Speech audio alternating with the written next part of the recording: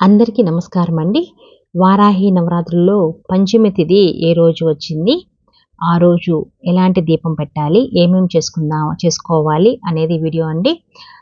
ఆషాఢ మాసంలో నవరాత్రుల్లో 5వ రోజు పంచమి తిథి వస్తుంది మనకి.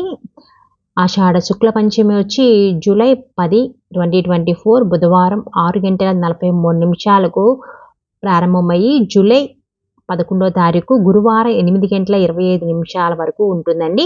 అమ్మవారికి పౌర్ణమి అన్న, అమావాస్య అన్న, పంచమి తిథులంటే చాలా ఇష్టం అనమాట. ఈ రోజుల్లో కనుక చేస్తే మటుకు పూజలు తొందరగా ఆ అమ్మవారు మనకి ఫలితాన్ని ఇస్తాయని చెప్తారు. ఈరోజు మనకి పంచమి తిథి రోజు శ్వేత వారాహి రూపంలో అమ్మవారిని మనం ఎక్కువగా పూజించాలి. వారాహి మాతను పూజించటం ద్వారా మంచి ఫలితాన్నయితే ఇస్తుంది మనకి ఈరోజు.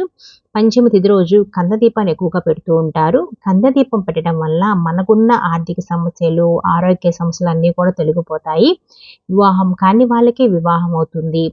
ఆస్తులు కొనుక్కునే వాళ్ళకి అంటే ఎక్కువ కొనుక్కుందాం అనుకున్న వాళ్ళకి ఆస్తులు కూడా కొనుక్కునే అవకాశం ఎక్కువగా ఉంటుంది.